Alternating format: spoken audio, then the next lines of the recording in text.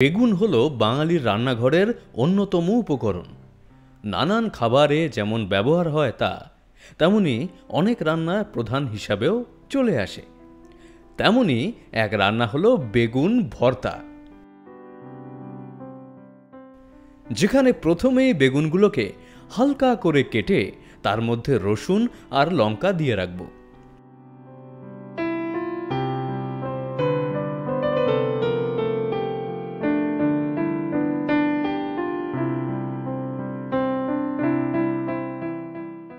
তারপর সর্ষের তেল দিয়ে মেখে নিয়ে অল্প আঁচে রান্না করব। বেগুন ভর্তার আগের পর্ব কিন্তু বেগুন পোড়া।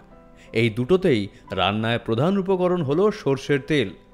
সর্ষের তেল বলতে আমরা বুঝি সারফা কচ্চি ঘনি মাস্টার্ড অয়েল, যার ঝাঁঝ আর শুদ্ধতা ভর্তার স্বাদ অসাধারণ করে দেয়।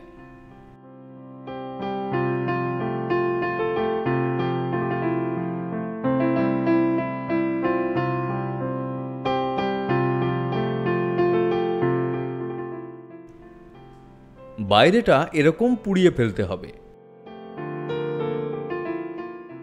এরপর টমেটোগুলো একই পদ্ধতিতে রান্না করে নেব। পোড়ানো বেগুন আর টমেটোগুলো ধীরে ধীরে ছাড়িয়ে নেব।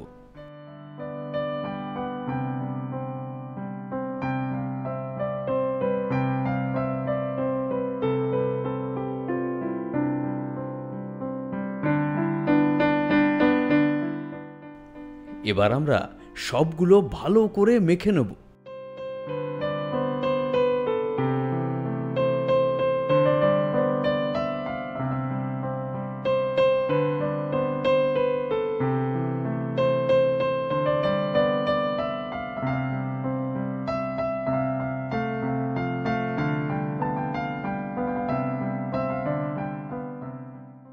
আর ভর্তার জন্য তেল গরম করে কিছু সাদা জিরে দিয়ে দেব।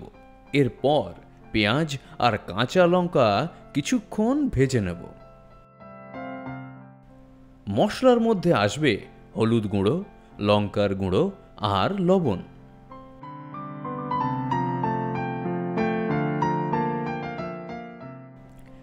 মশলা থেকে তেল ছাড়তে থাকলে বেগুন টমেটো মাখা দিয়ে দেব।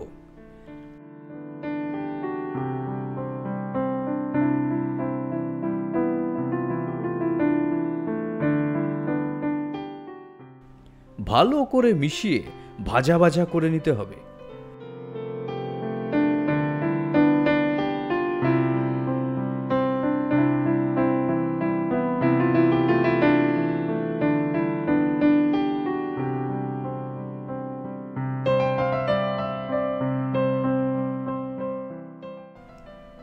বেগুন ভর্তার সাথে ভাত অথবা রুটি দুই ভালো লাগে।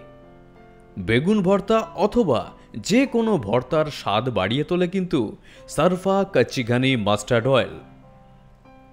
কিনতে হলে ডেসক্রিপশন চেক করতে হবে।